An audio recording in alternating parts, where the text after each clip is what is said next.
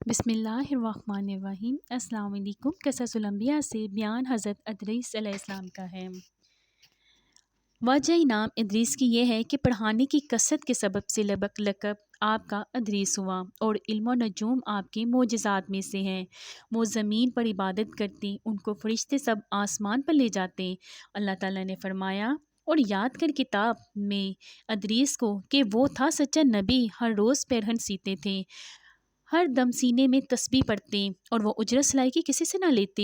ایک روز کا ذکر ہے کہ وہ اپنے کام سے فراغت پا کر بیٹھے تھے کہ اسی وقت ملک الموت بآرزو ہوئے تمام امر الہی سے آدمی کی صورت بن کر مہمان کے طور پر رات کو حضرت ادریس کے دروازے پر آ پہنچے۔ حضرت صائم الدہر تھے۔ جب شام ہوتی افطار کرتے وقت کھانا آپ کا بشت سے آتا، جس قدر کھانا چاہتے کھا لیتے، باقی کھانا پھر بشت میں چلا جاتا، اور اس دن کا کھانا بشت سے آیا تو حضرت ادریس علیہ السلام نے وہ کھانا اس مسافر کو پیش کر دیا۔ مسافر نے کچھ نہ کھایا، قدم پر قدم رکھ کر عبادت کرتا رہا۔ حضرت ادریس علیہ السلام ان کا یہ حال دیکھ کر متعجب ہوئے کہ یہ کون شخص ہے جو روز روشن ہوا۔ حضرت ادریس علیہ السلام نے ان سے کہا کہ اے مسافر، تو میرے ساتھ چل کہ خدا کی قدرت صحرا میں جا کر دیکھوں۔ تب دونوں بزرگ گھر سے میدان کی طرف نکلے جاتے جاتے ایک گیہوں کے کھیت میں جا پہنچے۔ حضرت ملک الموت نے کہا، چلو اس کھیت سے چند دانے، چند ہوشے گیہوں کے لے کر ہم تم مل کر کھائیں۔ حضرت ادریس علیہ السلام نے فرمایا کہ عجب ہے کہ تو نے شب گزشتہ کو کھانا حلال نہ کیا، اب کھانا چاہتا ہے۔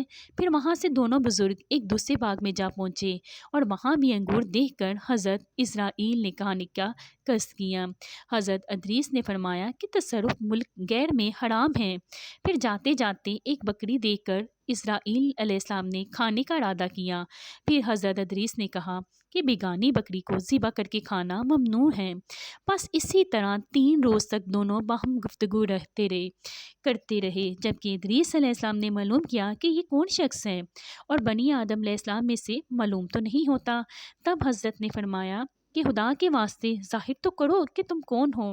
اس نے عرض کی کہ میں اسرائیل ہوں۔ تب حضرت ادریس علیہ السلام نے فرمایا کہ بھائی، کیا سب مخلوقات کی جان تم ہی قبض کرتے ہو؟ انہوں نے کہا کہ ہاں۔ حضرت نے فرمایا، شاید تم میری جان قبض کرنے کے لیے آئے ہو۔ انہوں نے کہا کہ نہیں، میں تو تمہارے ساتھ خوش طبعی کرنے آیا ہوں۔ حضرت ادریس علیہ السلام نے کہا، آج 3 روز سے تو میرے ساتھ ہے، اس عرصے میں بھی تو نے کسی جان کی قبض کی ہے؟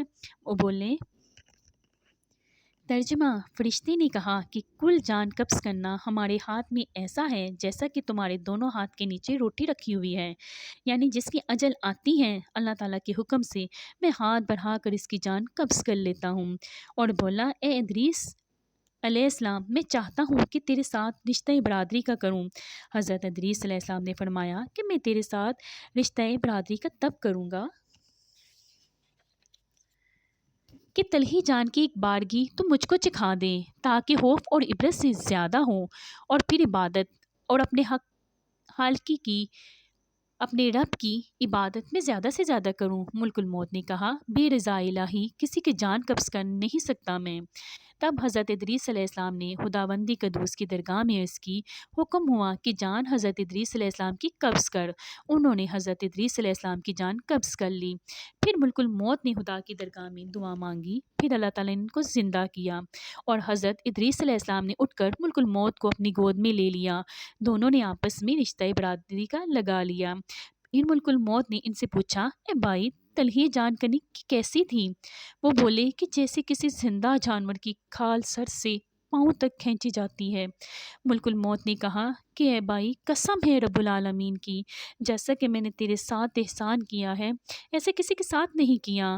حضرت ادریس علیہ السلام نے فرمایا، اے بھائی، مجھے دوزخ دیکھنے کا شوق ہے، تو مجھ کو اس کے دروازے تک لے چل، تاکہ اس کو دیکھنے سے خوف الہی زیادہ ہو، اور پھر میں عبادت اور بزرگی اور بندگی زیادہ کروں گا۔ تب ملک الموت نے خدا تعالیٰ کے حکم سے ان کو 7 طبق دوزخ کے دکھائے۔ پھر حضرت ادریس علیہ السلام بولے، اے بھائی، مجھ کو بہشت دیکھنے کی آرزو ہے کہ اسے دیکھ کر خوشی حاصل کروں گا اور عبادت زیادہ کروں گا۔ پھر ان کو بہشت کے دروازے پر لے گئے، اور انہوں نے بہشت کے منظر اپنی آنکھوں سے دیکھے۔ پھر کہنے لگے، اے بھائی، میں تلہی جان کرنے کی چک چکا ہوں، اور دوزخ بھی دیکھی ہے، مگر جگر میرا مارے پیاس کے جل گیا ہے، اجازت ہو تو بشت میں جا کر ایک پیالہ پیوں۔ تب اس نے کہا تم وہاں سے واپس آنے کا عہد کرو۔ بوجہ شدید پیاس کے حضرت ادریس علیہ السلام نے واپس آنے کا عہد کیا کہ میں واپس آ جاؤں گا، اور بحکم الہی اپنی نالین درخت طوبا کے نیچے چھوڑ کر بشت میں داخل ہو گئے، کیونکہ عہد باہر آنے کا کیا تھا اور نالین کو بھی درخت طوبا کے نیچے چھوڑ آئے تھے۔ بشت سے باہر نکل اپنی نالین کو لے کر بشت میں جا کر درخت پر جا بیٹھے۔ کچھ دیر کے بعد ملک الموت نے ان کو آواز دی کہ اے بھائی تاخیر مت کرو۔ اس کے جواب میں حضرت ادریس علیہ السلام نے فرمایا، اے مشفق جبار عالم فرماتا ہے کل نفس ذائقۃ الموت۔ ترجمہ، ہر چیز کو موت کا ذائقہ چکھنا ہے، اب تو میں مزہ جان کرنے کا چکھ چکا ہوں۔ اور حق تعالیٰ فرماتا ہے، اور نہیں کوئی تم سے جو نہ پہنچے گا اس میں، سو میں دوزخ میں بھی پہنچ چکا ہوں۔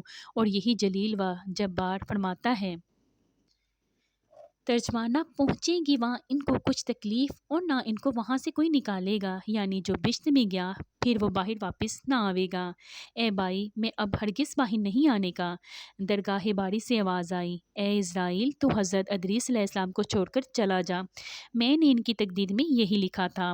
حضرت ادریس علیہ السلام موت کا مزہ چکھ کر اور دوزخ بھی دیکھ کر جنت میں جا رہے۔ تب اسرائیل بولے، ترجمہ، بشت حرام ہے انبیاء پر جب تک کہ خاتم الانبیاء داخل نہ ہوں۔ بشت میں گیا، پھر آواز آئی، اے اسرائیل میں بشت کو دریک نہیں رکھتا ہوں، لیکن اول بشت میں حضرت محمد مصطفیٰ صلی اللہ علیہ وآلہ وسلم داخل ہوں گے، بعدہ سب امت ان کی۔